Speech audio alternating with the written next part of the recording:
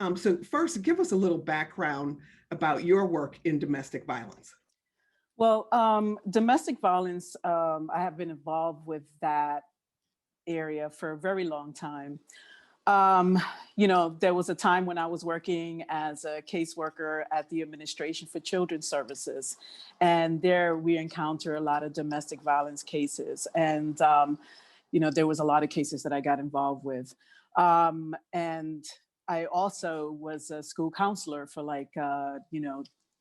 14 years. And as a school counselor, there was so many adolescents whose homes were, where parents were in a domestic violence situation.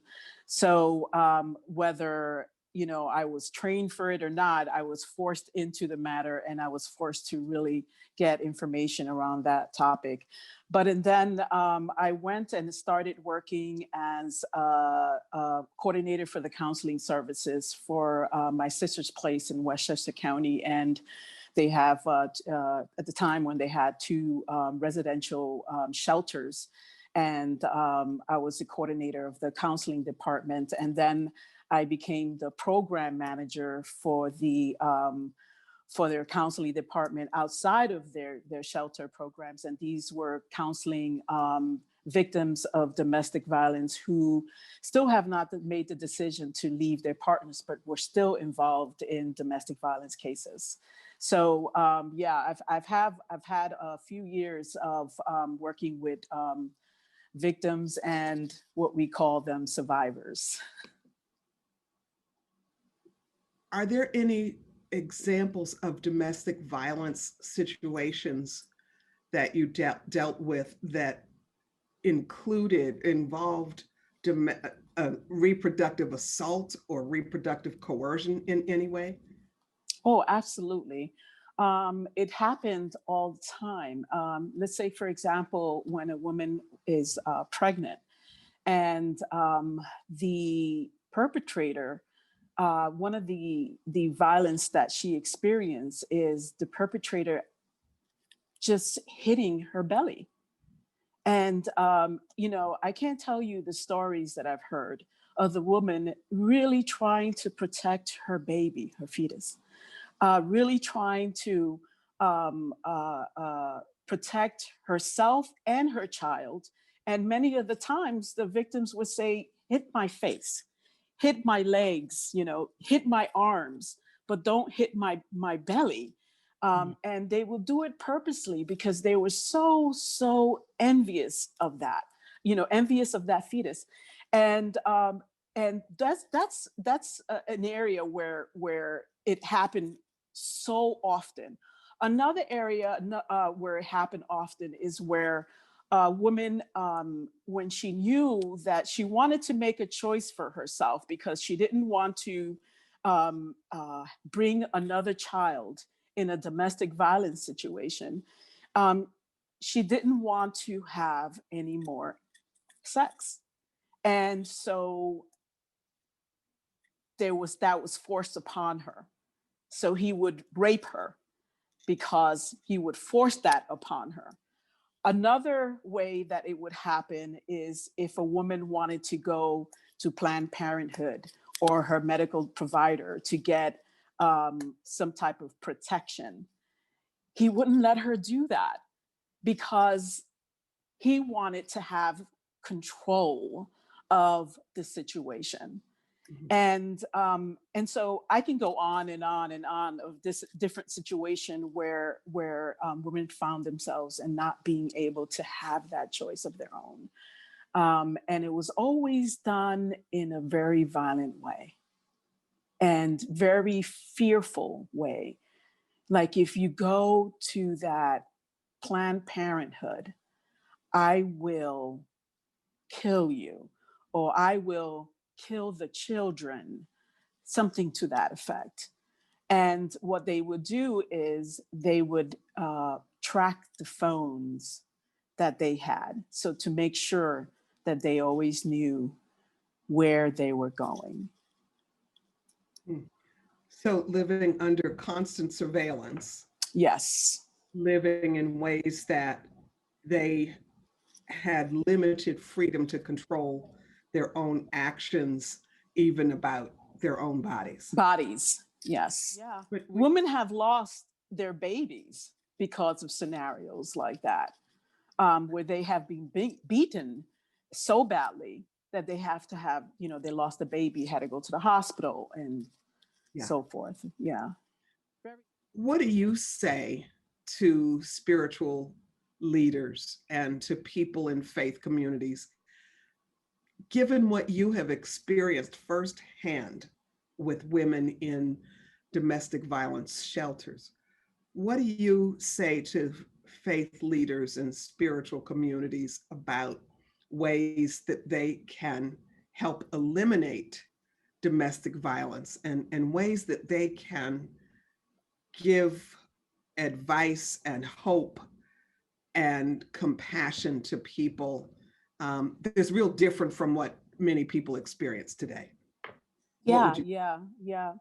Thank you for bringing that subject up, because that is something that we really experienced a lot of.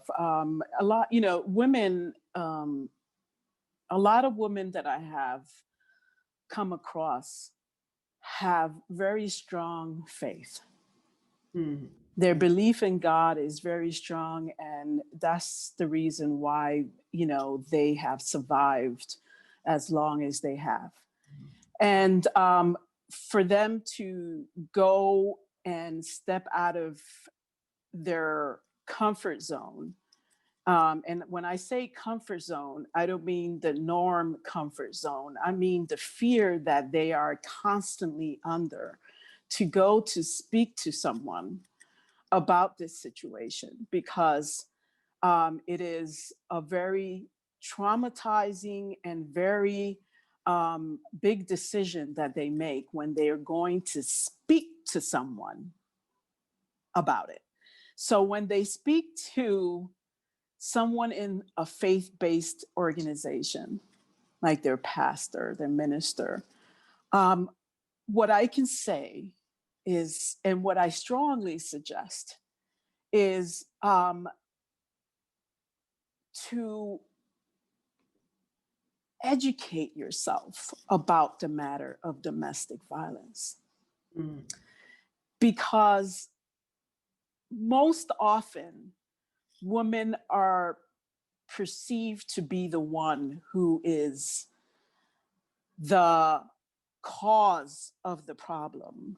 That, or maybe if you do things a little differently to support your husband slash perpetrator, things would not be so bad.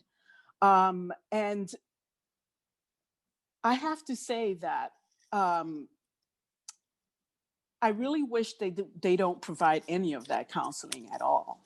I really wish that they look at the woman with some fresh eyes, and to really be able to just really comfort her with love versus judgment, because a lot of them are immediately judged.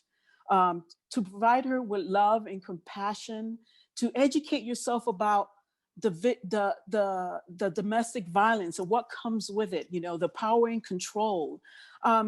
What they don't realize is, most often, when they come and they visit with one of their pastors, they come as a couple, and they normally don't hear the full story, because the ones who's really talking is the perpetrator, and giving a whole totally different scenario.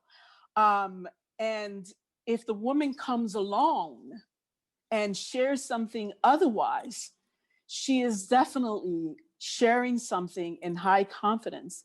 And one of the things that normally happens is that the perpetrator is told of the information and not held in high confidence, right? And then the woman is subjected to more violence when she gets home. And so to realize that, how dangerous it is when a woman makes a decision to come to you to share this information. most often perpetrators are pastors or ministers. And what do you do then? What do you do when the pastor is the perpetrator and the victim is the wife? What you're saying is so important.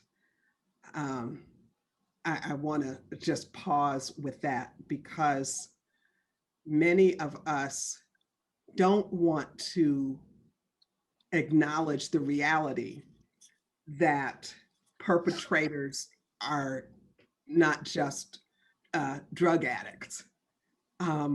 Perpetrators are the upstanding people in our community. They are also pastors, and they are rabbis, and they are imams, they are doctors and lawyers, and they are school teachers and professors, and they are law enforcement.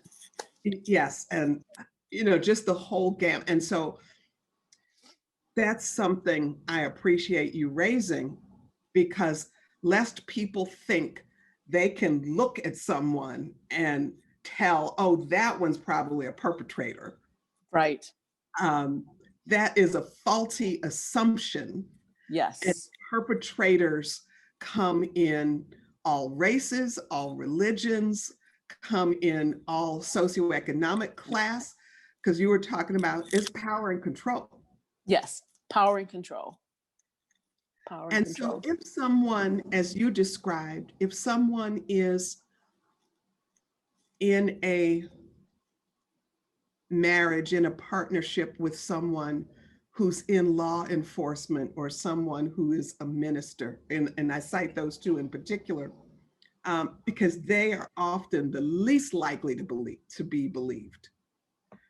What do you recommend to someone whose spouse is in law enforcement, and so they don't want to go to the police? No, right. Or someone whose spouse is a minister, and they are hesitant to go to another minister. Mm-hmm. What do you recommend to people who are in situations like that? Well, the first thing I would recommend is there's many agencies out there who have counselors who understand the dynamics of domestic violence. And so you have, like, for example, my sister's place, and they have counselors there. And so they know that perpetrators come in many different masks, right? So what I recommend is to go to someone who knows, right? Who knows the just the dynamics around this, because, and then your information is kept private, confidential. You're able to be counseled in a way that looks at all safety measures, because safety always comes first. Because we take into account, what, decisions, every decision she makes, how safe is she for her and her children and her family. And these are things that people who are not aware of the dynamics of domestic violence would not be able to give the victim. However, I want to say this: if she has a good friend that she trusts, that she knows that she can talk to, that can help her navigate and go and support her and go to this place or call this place, then do that too. What do you say to individuals who are living with their perpetrator right now, someone they love who is Mhm. also their perpetrator, Mhm. and they want to leave. They're scared. Maybe they've had that some different thing that has happened that had never happened before that took them to another level of fear. But they're also struggling with shame about Mhm. having stayed as long as they have had, as long as they have stayed. If there's a word you offer to those individuals, what would that be to help them be able to break through their shame? Um, you know, I have to tell you something. Um, I can tell them they're beautiful. They're children of God. I can tell them they are so loved. They were brought to this universe for a purpose. But I'm going to tell you the one thing that really affects them the most is breaking the chain of domestic violence for their children, because they love their children Mm. more than they love themselves. And that's what people don't believe about women who are still in relationship with men or in any relationship, with perpetrators, is that how can they love their children when they're still in that relationship? They love their children and they haven't left because their risk grows when they leave. So their planning is important. And that's why when we say safety planning is extremely, extremely important. And it takes each person individually their own unique time, because not everyone is the same. But when you talk about their children and their children not having to experience what they experience, all the decisions that they make is because of them, Mm. for the love of their children. And when you remind them of that, because they're constantly, constantly judged, that I know you love your children. I know that. When you share that with them, they're more prone to listen to you and wanting to do those changes and wanting to take the steps to create these safety plans. So, but really, thank you. Thank you for the invitation, and thank you for allowing me to share some of my knowledge and experience. Thank you and blessings to you. Talk with you soon. Thank you. Bye.